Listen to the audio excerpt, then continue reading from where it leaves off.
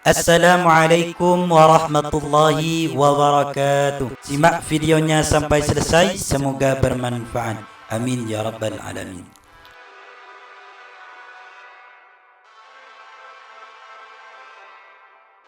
Para ummahat yang dimuliakan Allah,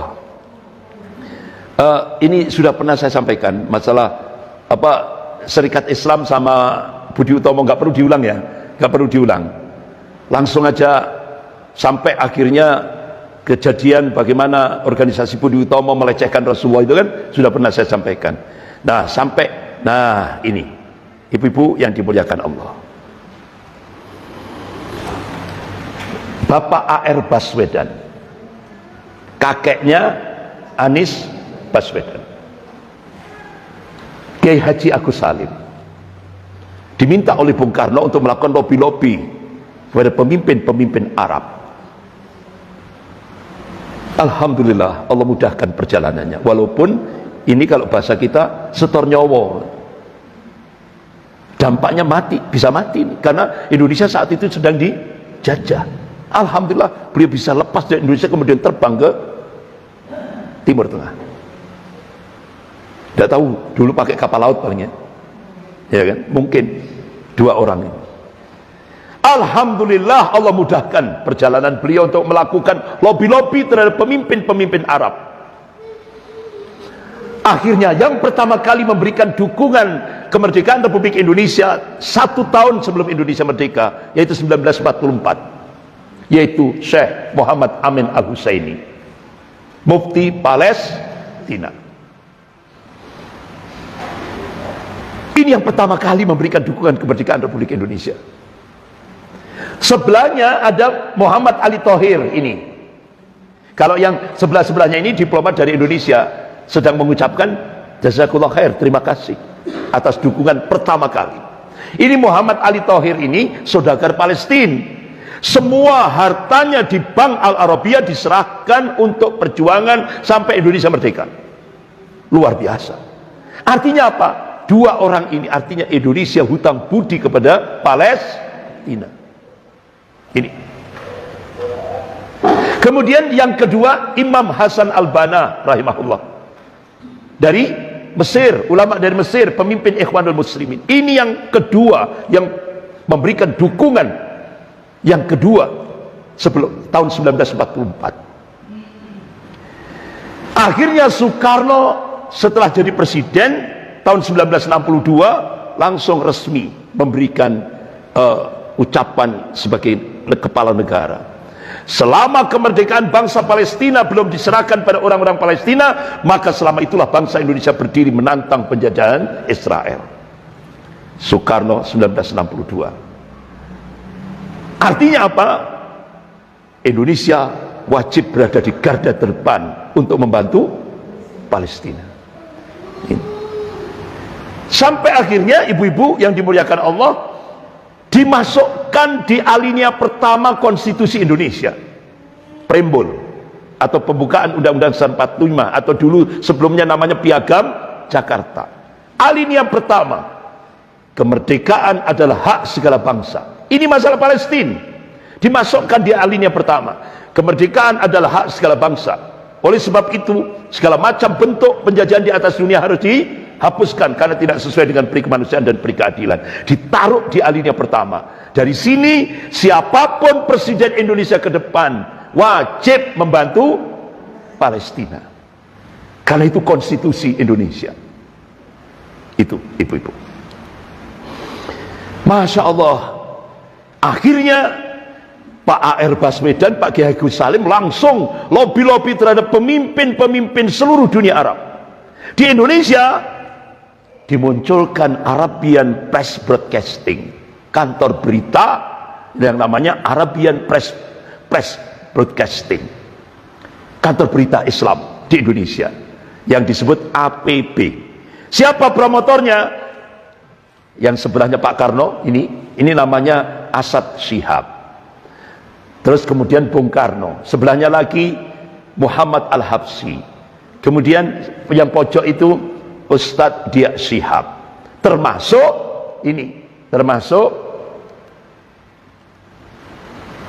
namanya Habib Hussein bin Syihab.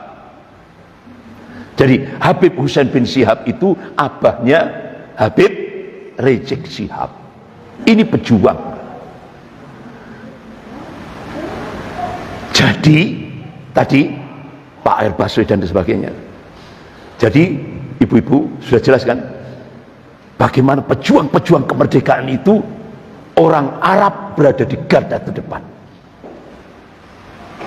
Lho kok saiki sing dimusuhi Arab? Aneh bin ajaib. Ini dulu orang-orang Arab berada di garda terdepan sebelum Indonesia merdeka. Termasuk abahnya Habib Rizik Syihab. Akhirnya setelah ada kantor berita ini langsung dibuatlah di surat kabar di koran-koran di Indonesia. Ini koran tahun 45. Mohon maaf agak burak. Ya, lungset. Tapi lungsetnya enggak, cuma burak, nguning gitu loh. Nah ini koran tahun 45. Jadi di headline depannya itu tertulis seluruh dunia Arab dan Islam berdiri di belakang bangsa Indonesia. Paham? Siapa yang mendukung kemerdekaan? Dunia Arab. Loh kok sekarang Arab dimusuhi? Bu, agama di Indonesia yang dilegalkan kan 6, ya kan? Islam, Protestan, Katolik, Protestan, Hindu, Buddha, Konghucu. Sing dimusuhi Islam.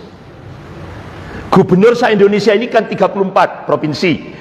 Sing dimusuhi Anies. Aneh kan? Kenapa ini bisa terjadi? Nanti jawabannya nanti. Ketemu nanti. Berarti sekarang Indonesia sedang dijajah. Kenapa sekarang Islam dimusuhi, Arab dimusuhi, pemimpin Islam dimusuhi, ulama dimusuhi? Berarti jawabannya Indonesia sedang dijajah. Kalau dulu Belanda, sekarang Cina.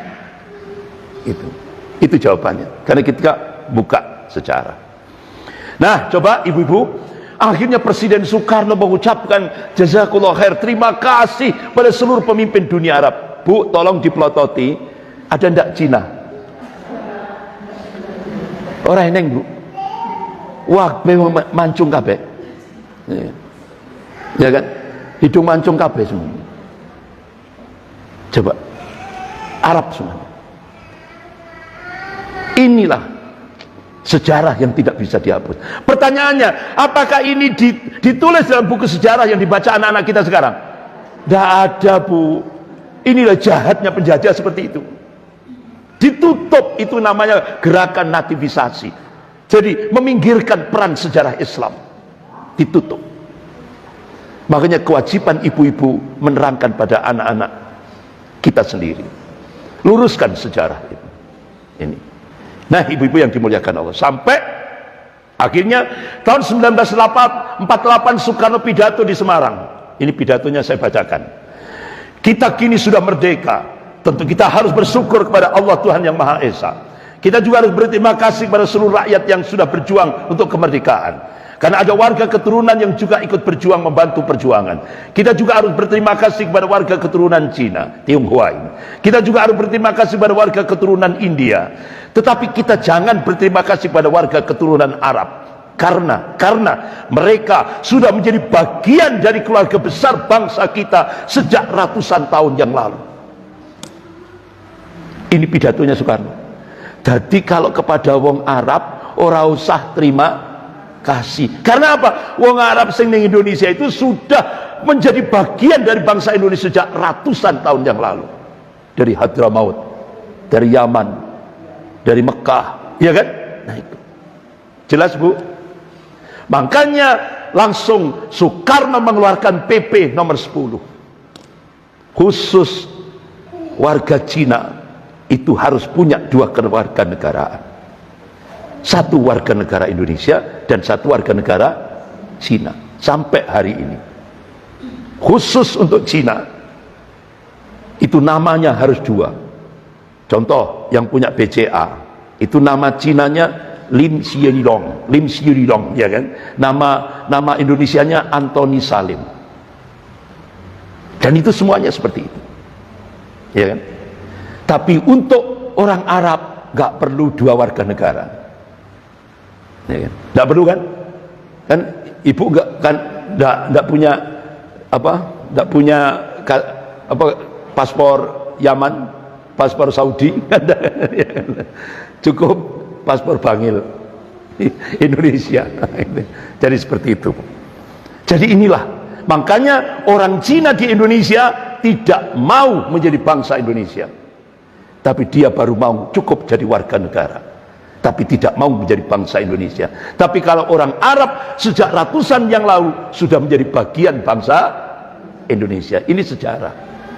Tapi sekarang ini ditutup karo siapa?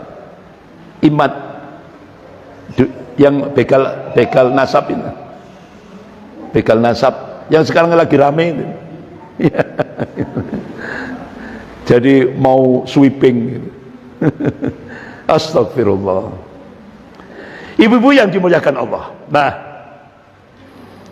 ini kita akan mengarah pada kunci jawaban kenapa umat Islam di Indonesia sekarang kok seperti ini sekarang. Kita masuk pada pertarungan ideologis. Sejarah yang berlangsung sebelum Indonesia merdeka. Apa yang terjadi? Yang pertama, dalam sejarah Islam di Indonesia, salah satu tonggak penting adalah ketika terjadi perdebatan ilmiah antara Muhammad Natsir, tokoh ulama Masyumi, dengan Soekarno, presiden pertama Republik Indonesia. Perdebatan ilmiah pada saat itu lebih fokus pada wacana konsep negara. Pak Natsir menegaskan Islam tidak dapat dipisahkan dari negara, karena urusan kenegaraan pada prinsipnya merupakan bagian terintegrasi dengan risalah Islam. Negara ada sekumpulan orang yang bersatu dalam satu teritorial, menyepakati hidup bersama dan mengelola wilayah tersebut. Oleh sebab itu, kata Pak Natsir, negara menjadi soal yang tidak dapat dipisahkan dari Al-Quran, ya kan? Ini perdebatan Pak Natsir dengan Soekarno, sehingga akhirnya ibu-ibu yang dimuliakan Allah, sampai Pak Natsir menegaskan, beliau kutip surah Ad-Dariyat ayat 56, A'udzubillahi minasyaitonirrajim, wa ma khalaqtul jinna wal insa illa liya'budun. Tidaklah kuciptakan jin dan manusia ini kecuali untuk beribadah. Ini merupakan dasar ideologi Islam, kata Pak Natsir. Bertitik tolak dari dasar ideologi Islam ini, Pak Natsir dalam perdebatan ilmiah dengan Soekarno, beliau mengambil kesimpulan cita-cita hidup seorang muslim di dunia ini hanyalah ingin menjadi Abdullah, hamba Allah. Supaya apa? Supaya mendapatkan kemuliaan fid dunya wal akhirah. Itulah perdebatan ilmiah yang dilakukan oleh Pak Natsir dengan Soekarno, presiden pertama Republik Indonesia. Bagaimana respon Soekarno? Ternyata Soekarno lebih mengusung ideologi sekuler, menolak Islam sebagai dasar negara. Soekarno lebih berkiblat pada Mustafa Kemal Atatürk.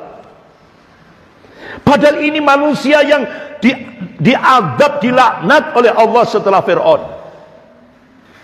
Karena Mustafa Kemal Atatürk itu menghancurkan Islam di Turki. Sehingga ibu-ibu tahu sendiri bagaimana masjid-masjid, musola, masjid-masjid ditutup. Jadi masjid-masjid dirubah menjadi tempat prostitusi. Bahkan dijadikan bar, minum-minum khamr. Itu terjadi pada masa Mustafa Kemal Atatürk.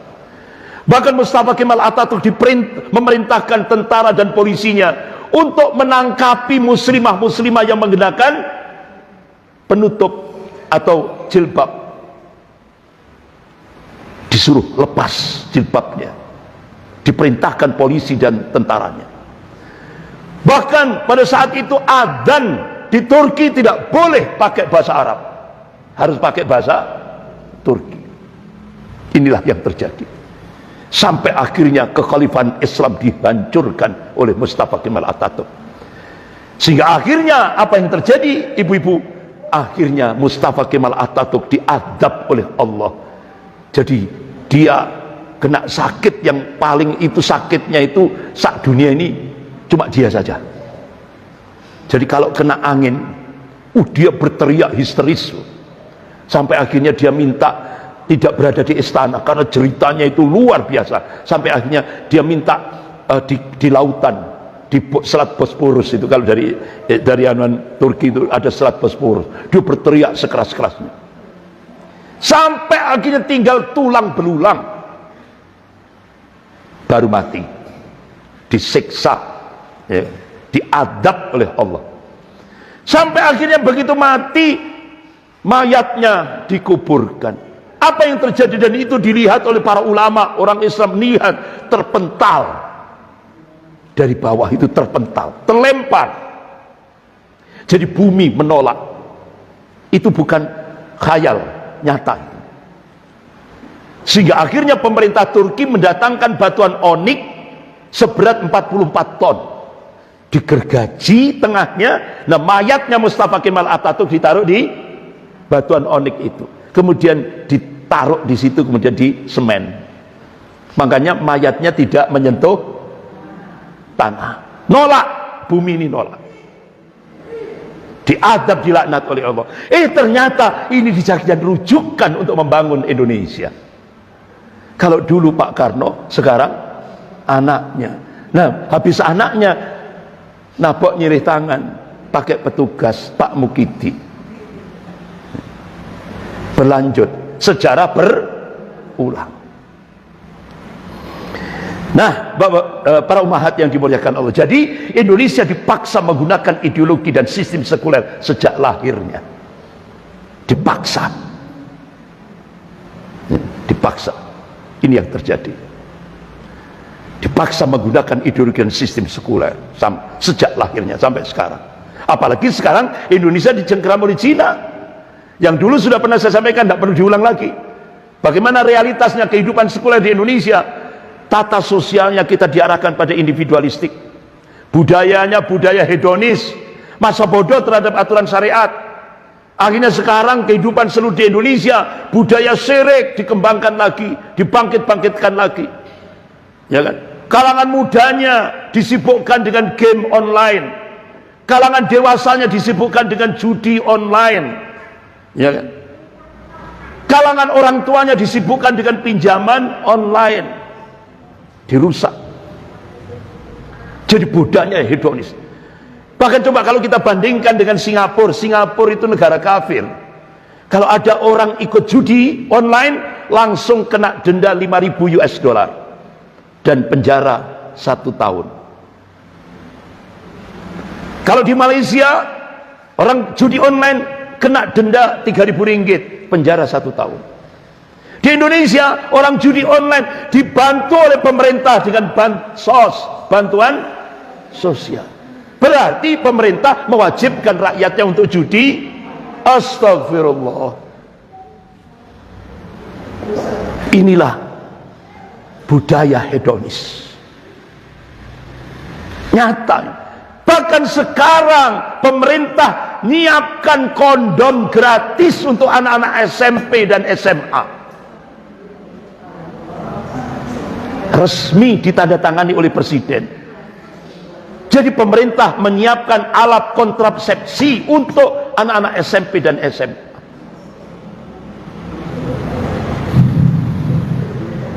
Astagfirullah. Inilah kehidupan budaya sekuler.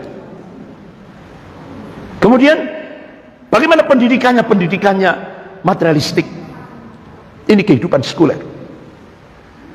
Politiknya oportunis, masa bodoh terhadap etika, masa bodoh terhadap akhlak, bahkan yang namanya kecurangan itu terstruktur, sistematis, masif dan brutal. Ini segala macam cara digunakan, yang penting berkuasa dan dapat jabatan. Budaya korupsi merajalela, kezaliman di mana-mana, kesewenang-wenangan di mana-mana. Ini. Nah, itu sistem politiknya. Ekonominya kapitalistik, sehingga yang kaya semakin kaya, yang miskin semakin miskin. Bahkan sekarang apa yang terjadi, orang miskin tidak boleh kuliah, orang miskin tidak boleh sakit. Inilah kehidupan sekuler di Indonesia. Bahkan yang kita saksikan korupsi benar-benar menggurita, ngeri. Ya kan korupsinya itu tidak tanggung-tanggung. Dulu tidak ada juta, sekarang triliun. Bukan miliar lagi, triliun. Nah, triliun Bu, nek dikumpulno ning gedunge Majelis Taklim Nurul Ilmi gak cukup Bu. Gak cukup. Seperti yang kemarin siapa yang nikel itu, nikel apa timah itu, timah itu kan 271 triliun, ya kan? Nggak tahu setelah diteliti sama Kejaksaan Agung ternyata 300 triliun. Nah dikumpul ini sampai sesek nggak cukup Bu. 300 triliun. Ikut truk berapa trailer itu nggak cukup. Itu. Ternyata ngumpulno saja, ngumpulno ikut berapa puluh, umpama kita ngumpulkan sampai 300 triliun itu, kita nyelengi gitu ya, itu sampai berapa puluh tahun gitu ya, itu pun apa ya nutut awak dewi, orang nutut. Astagfirullah. Itu terjadi di Indonesia karena kehidupan sekuler. Agamanya sinkretistik. Sekarang ini agamanya dicampur dengan kesyirikan. Bahkan sekarang kita dipaksa untuk menerima agama baru, yaitu pluralisme agama, satu keyakinan yang menganggap semua agama sama, dan itu justru yang mensosialisasikan Menteri Agama.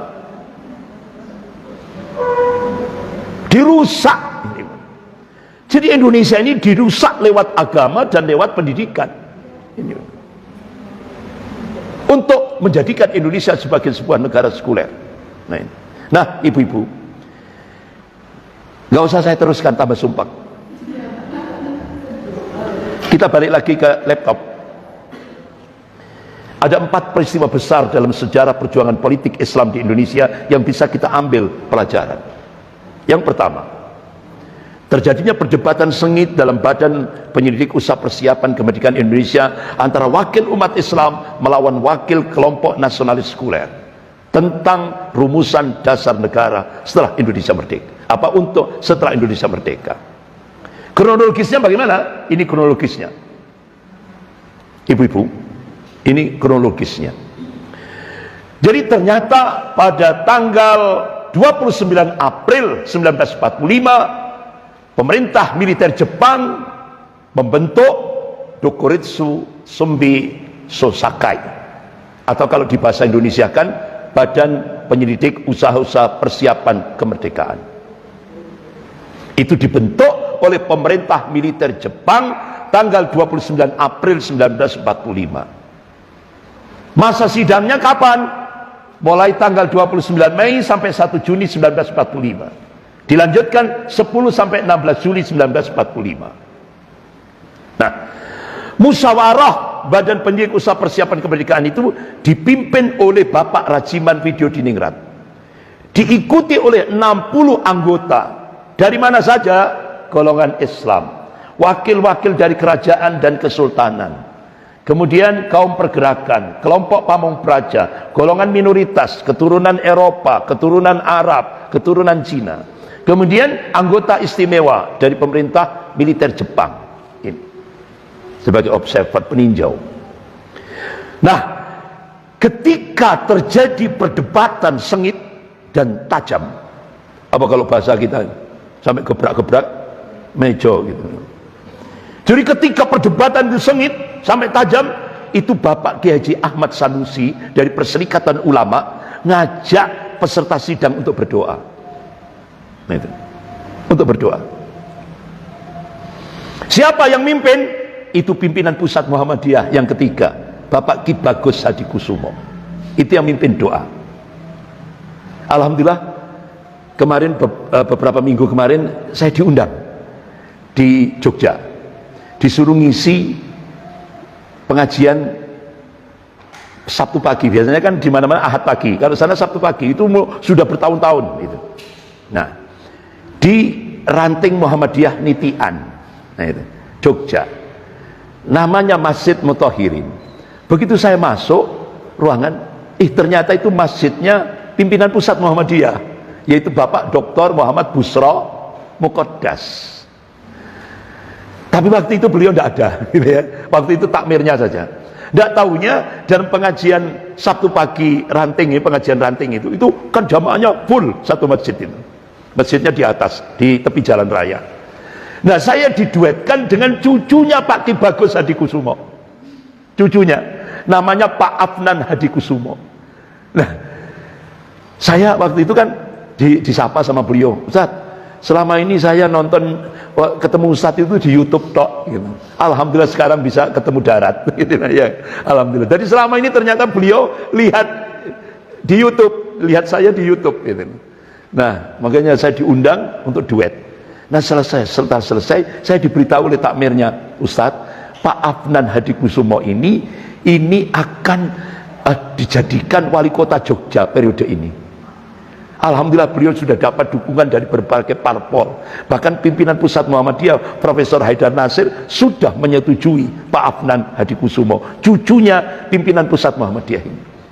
Mudah-mudahan akhirnya begitu saya dapat info seperti itu, Pak Afnan langsung, Pak, mudah-mudahan Allah mudahkan Bapak sampai bisa, sehingga akhirnya Bapak bisa memperjuangkan din Islam ini di Jogja, gitu. Nah itu, amin. Jadi saya benar-benar dengan Pak Ki Bagus Hadikusumo ini benar-benar sangat itu tak baca gitu loh. Ini ternyata alhamdulillah ditemukan sama cucunya ini, sehingga banyak info saya dapatkan. Nah, ibu-ibu yang dimuliakan Allah, akhirnya tepat pada tanggal 1 Juni 1945 Bung Karno mengusulkan istilah Pancasila sebagai dasar negara. Akhirnya diterima oleh trio ulama, yaitu Bapak Kiai Haji Wahid Hasyim dari NU, Kiai Haji Abdul Qahar Mudakir dari Muhammadiyah, Kiai Haji Agus Salim dari Serikat Islam, dan seluruh anggota Badan Penyelidik Usaha Persiapan Kemerdekaan Indonesia yang jumlahnya 60 diterima. Akhirnya Soekarno pidato di depan 60 anggota Badan BPUPKI. Dia sampaikan tentang sila Pancasila itu, teks Pancasila. Sila pertama, nasionalisme atau kebangsaan Indonesia. Sila kedua, internasionalisme atau kemanusiaan. Sila ketiga, mufakat atau demokrasi. Sila keempat, kesejahteraan sosial. Sila kelima, ketuhanan yang berkebudayaan. Kemudian diringkas jadi trisila, yaitu sosio-nasionalisme, sosio-demokrasi, dan ketuhanan yang Maha Esa. Kemudian diringkas lagi jadi ekasila, gotong royong. Bagaimana? Dalam persidangan itu ditolak oleh 3 ulama ini, dari NU, Muhammadiyah, dan Serikat Islam. Ditolak. Kenapa? Karena sila ketuhanan ditaruh di sila buntut. Musyawarah diganti demokrasi. Nggak setuju ulama. 3 ulama nggak setuju. Nah, Soekarno jujur. Ternyata ketika mengusulkan 5 asas Pancasila itu, 5 sila itu tadi, Bung Karno mengakui terinspirasi dengan tokoh Freemason regionis Yahudi dari Tiongkok, namanya Dr. Sun Yat-sen. Nah, jujur kan? Berarti kan bukan dari bangsa kita sendiri. Soekarno itu tadi ngakui dalam buku lahirnya Pancasila.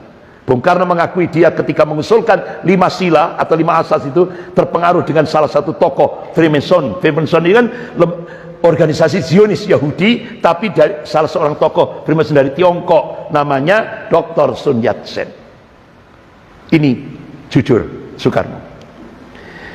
Nah, akhirnya ketika Pancasila Soekarno ditolak, Pancasila 1 Juni ya, Pancasila 1 Juni ditolak oleh 3 ulama.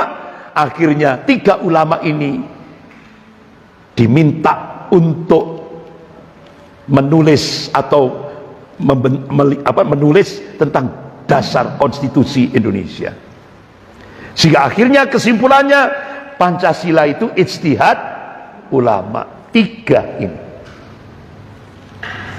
3 ulama ini. Jadi Pancasila lahir dari rahim Islam karena Pancasila produk istihad trio ulama pendiri bangsa ini, yaitu Kiai Haji Wahid Hasyim dari NU, Kiai Haji Abdul Qahar Mudzakkir dari Muhammadiyah, Kiai Haji Agus Salim dari Serikat Islam. Nah, bersama Bung Karno dan seluruh 60 anggota BPUPKI, sehingga Pancasila harus dimaknai dengan makna yang sesuai dengan ajaran Islam. Jadi karenanya segala bentuk penafsiran terhadap Pancasila yang bertentangan dengan syariat Islam wajib ditolak. Ini makanya Panglima TNI Pak Jenderal Gatot Nurmantio, beliau memberikan statement di media, Pancasila itu hadiah umat Islam untuk bangsa Indonesia. Tapi sekarang aneh, umat Islam dituduh anti Pancasila. Ini maling, teriak maling. Jadi justru yang menghancurkan Pancasila itu yang nuduh kita itu sekarang, yang merusak Indonesia itu, yang nuduh itu. Maling, teriak maling. Para umahat yang dimuliakan Allah, kenapa ulama-ulama kita, ya kan, kenapa ulama-ulama kita memunculkan Piagam Jakarta yang akhirnya dijadikan dasar negara ini, yang tiap hari Senin dibaca di sekolah-sekolah, di instansi pemerintah. Ini kan dibaca, ya kan? Tapi judulnya bukan Piagam Jakarta. Sekarang pembukaan Undang-Undang Dasar 45. Nanti ketemu kapan dirubahnya itu. Ini kita harus tahu. Itu sejarah yang ditutup rapat-rapat.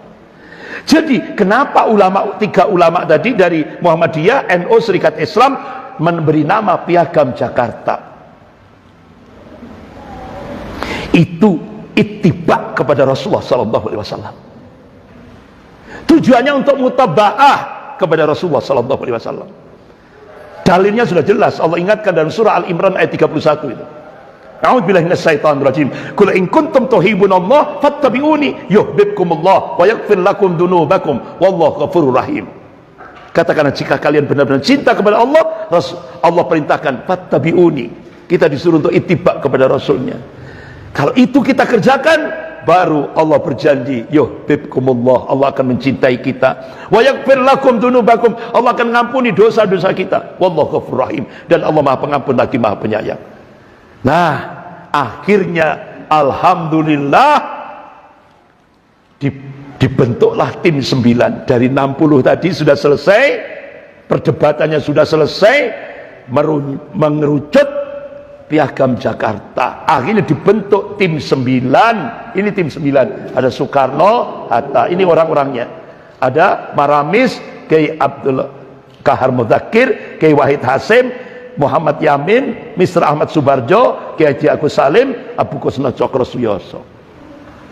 Menandatangani tanggal 22 Juni. Tanggal 22 Juni 1945. Nah, para umahat yang dimuliakan Allah. Nah, sekarang perbandingan tujuan kemerdekaan Indonesia dan tujuan penegakan syariat, kita bandingkan bagaimana maqasid syariah dengan tujuan kemerdekaan antara Piagam Jakarta dengan maqasid syariah, ya kan? Jadi di alinea keempat, tujuan negara yang pertama melindungi segenap bangsa Indonesia dan seluruh tumpah darah Indonesia. Yang kedua, memajukan kesejahteraan umum. Yang ketiga, mencerdaskan kehidupan bangsa. Yang keempat, ikut melaksanakan ketertiban dunia berdasarkan kemerdekaan perdamaian abadi. 4 ini. Jadi kalau diringkas, merdeka, bersatu, berdaulat, adil dan makmur. Ini tujuan dibentuk negara Indonesia. Nah, sekarang kalau kita buka kitab fikih tentang maqasid syariah, ya kan, tujuan ditegakkan tatbiqus syariah, syariat Islam, itu yang pertama yaitu keselamatan din, terpeliharanya akal, ya kan, keselamatan nafas jiwa, terpeliharanya nasab keturunan, terjaganya mal, harta, dan terwujudnya kedamaian dan ketentraman alam semesta. Karena Islam itu rahmatan lil alamin. Jadi tujuan tatbikus syariah dengan tujuan negara Indonesia sama. Benar? Sama. Masya Allah, ternyata ulama-ulama kita yang tiga ini the best. Luar biasa. Luar biasa. Ditaruh dia alinya keempat, yang tiap hari Senin dibaca di sekolah-sekolah, di instansi-instansi pemerintah dibaca. Ini kan tidak ada yang tahu, baru kali ini tahunya. Tidak ada yang tahu. Ini coba buka kitab fikih ini, akhirnya sah tanggal ditandatangani di Jakarta tanggal 22 Juni 1945.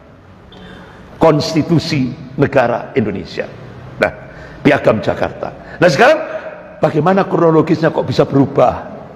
Kok Piagam Jakarta jadi pembukaan? Kok kata-kata basmalah kok hilang? Kapan terjadinya? Ini harus dibuka kronologisnya. Ternyata dulu pada saat persidangan, ya kan, itu pertarungan ideologis antara nasionalis Islam dengan nasionalis sekuler luar biasa. Jadi kelompok nasionalis Islam ini tokohnya Kiai Haji Agus Salim, Kiai Haji Abdul Qahar Mudzakkir dari Muhammadiyah, Kiai Haji Abdul Wahid Hasim, Kiai Haji Abu Kusna Cokro Suyoso, Ki Bagus Hadi Kusumo dari Muhammadiyah, Kiai Haji Maskur dari Nahdlatul Ulama, Kiai Haji Ahmad Sanusi dari Persatuan Ulama Islam, Persatuan Umat Islam Indonesia. Kemudian Kiai Haji Abdul Halim dari Perserikatan Ulama Islam. Kemudian Bapak Sukiman, Dr. Sukiman Wiryo Sujoyo dari Partai Islam Indonesia. Kemudian Mr. Kasman Singodimedjo dari PETA, dari Komandan PETA Jakarta Raya. Sementara kelompok nasionalis sekuler Soekarno, Hatta, Muhammad Yamin, Maramis, Mr. Supomo, Ahmad Subarjo, Husein Jayadiningrat, Yohanes Latuhari, aktivis gereja. Kemudian Wongsonegoro, GSS Ratulangi, Igusti Ketut Puja, Hindu. Kemudian M. Hasan. Ini kelompok nasionalis sekuler. Nah, tepat tanggal 11 Juli 1945, Soekarno minta kepada anggota BPUPKI agar memasukkan Declaration of Rights yang isinya mengarah pada individualisme dan liberalisme. Ternyata ibu-ibu, ada 3 kelompok nasionalis sekuler yang menolak. Jadi usulan Pak Karno ditolak oleh golongannya Pak Karno sendiri, 3 orang.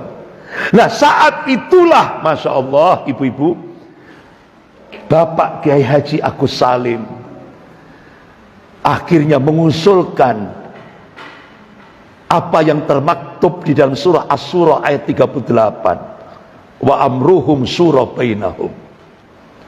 Beliau paparkan bagaimana musyawarah itu sudah menjadi jati diri bangsa Indonesia. Musyawarah untuk mencapai mufakat. Ayatnya jelas, hadisnya jelas. Bagaimana Rasulullah dengan sahabatnya banyak musyawarah. Itu dicontohkan oleh Rasulullah, ya kan? Nah, ini akhirnya alhamdulillah gol diketok Palu.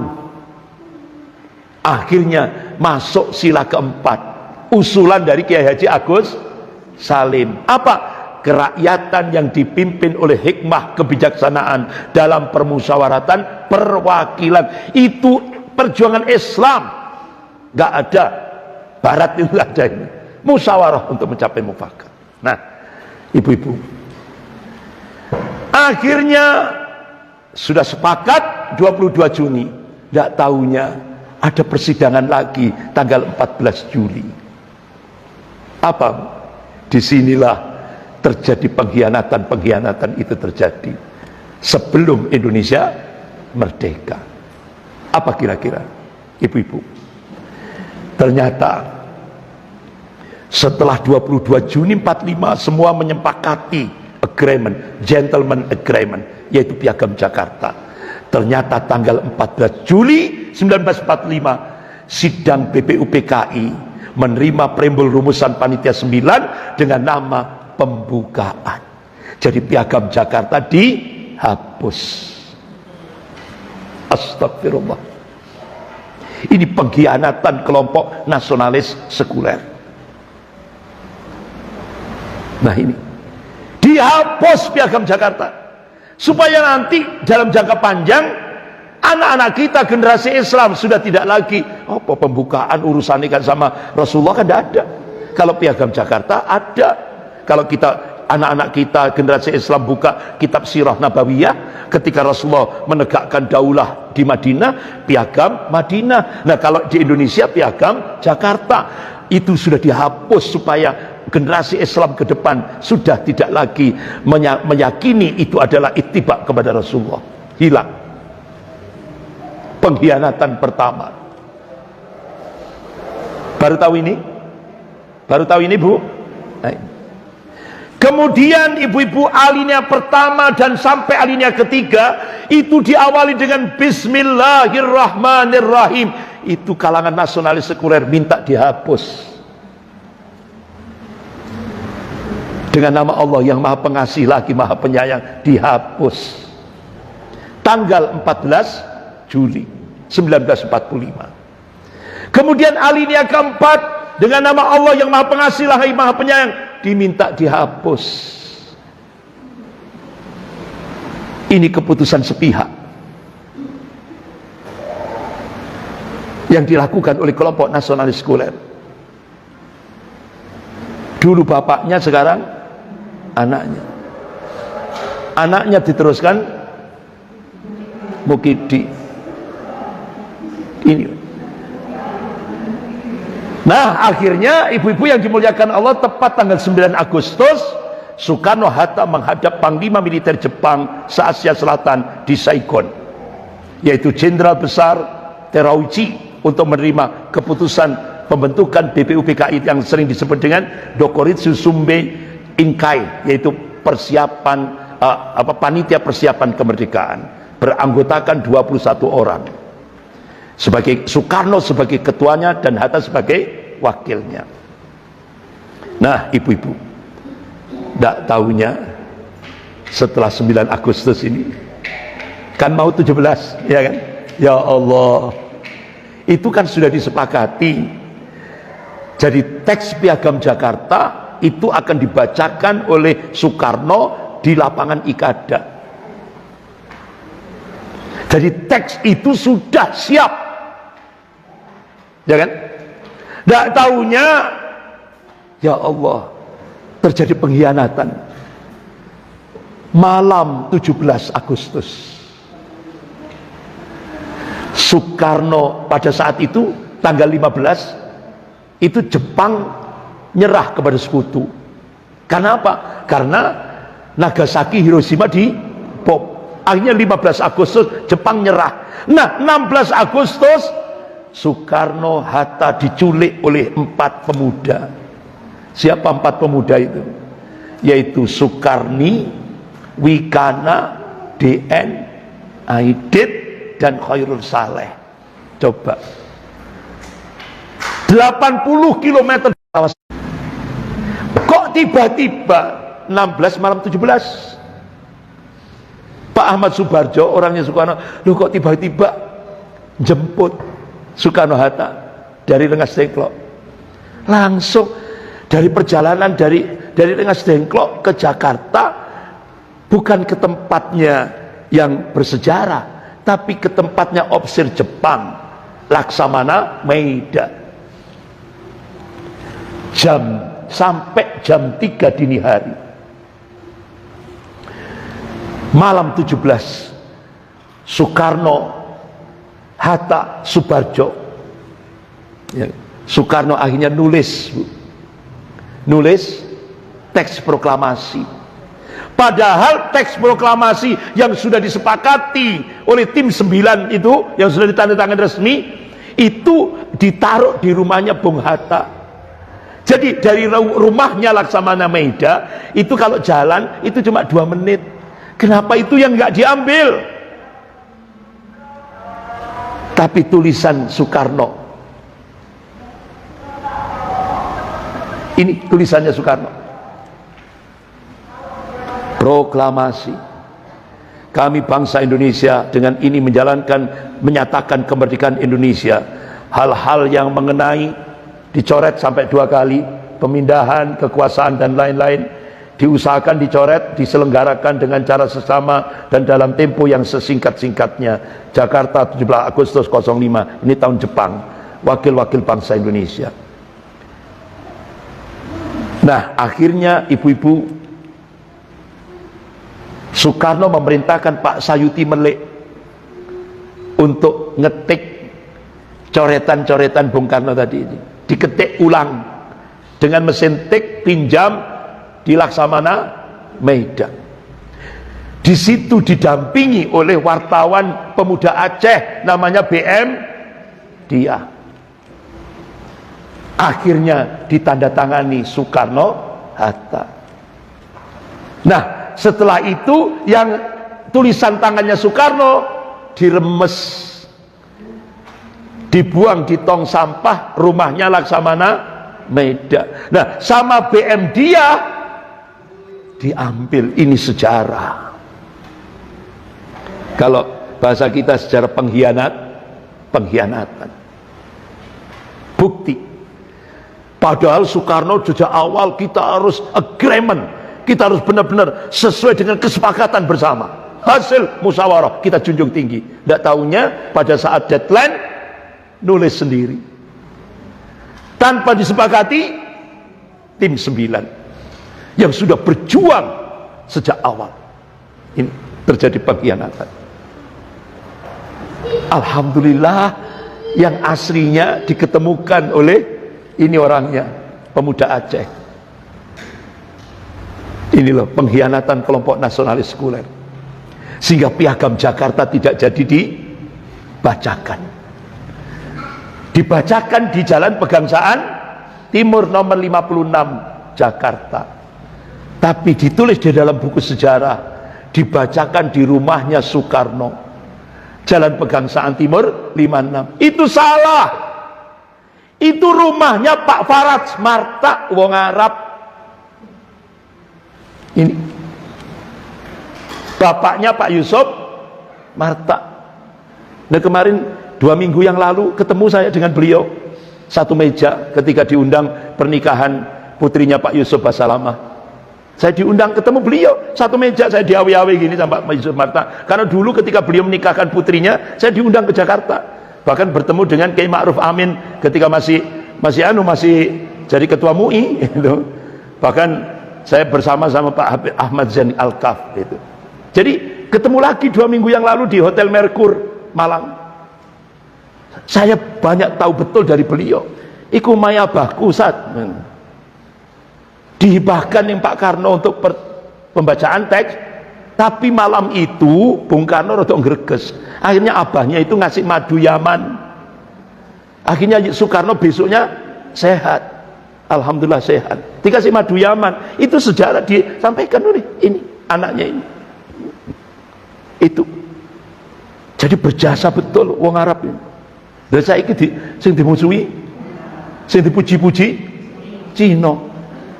Ini maling teriak maling. Ya. Ini berarti keturunan Budi Utomo muncul kembali. Nah, ibu-ibu, akhirnya dibacakan teks proklamasi itu. Nah, ibu-ibu, saya percepat, tidak tahunya sudah jam 11 kurang. Ya, saya percepat ibu-ibu. Nah, ini kritik dari tokoh sejarah.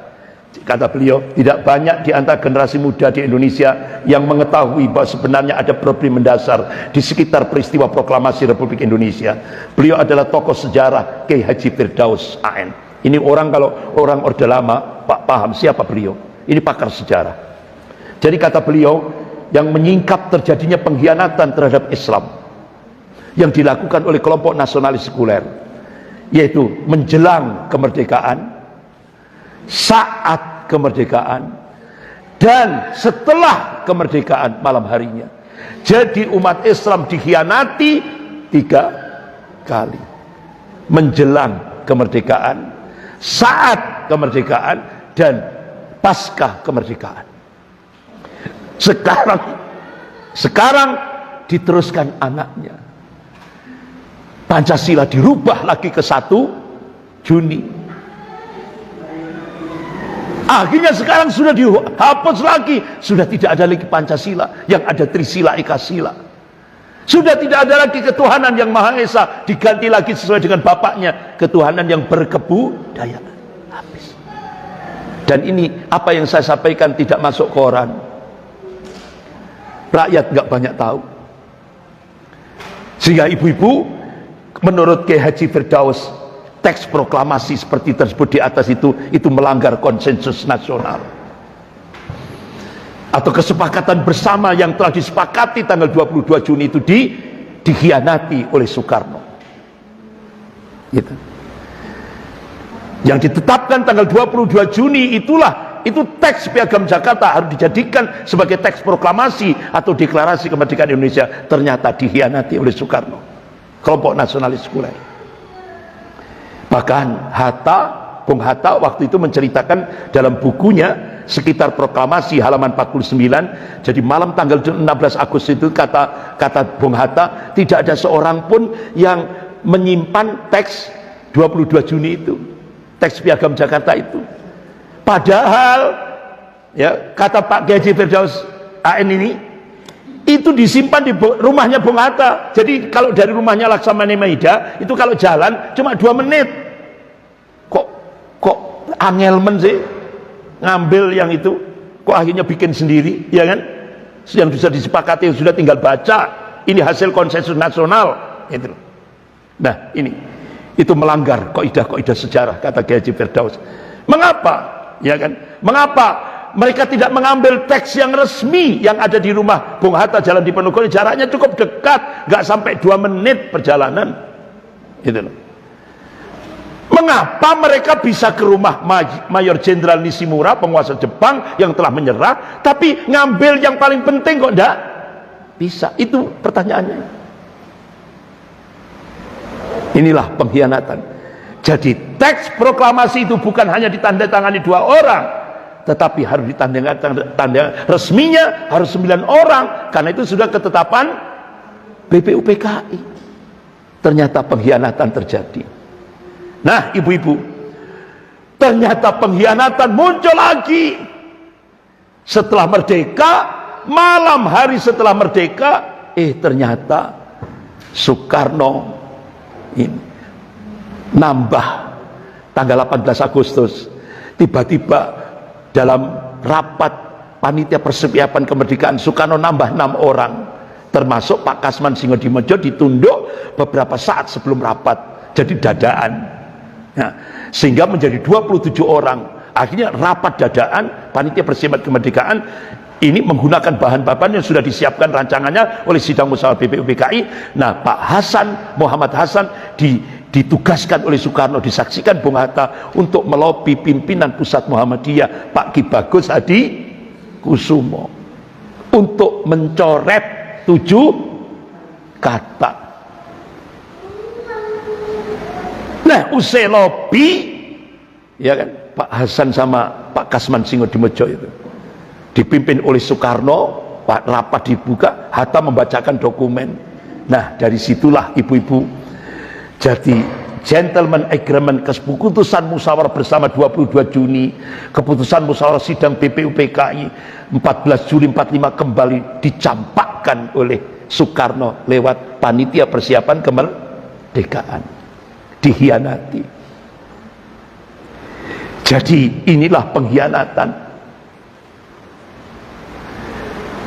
Nah, sekarang ibu-ibu, perdebatan yang begitu panjang berapa hari itu yang tadi saya sampaikan, itu kan disimpan di Gedung Arsip Nasional.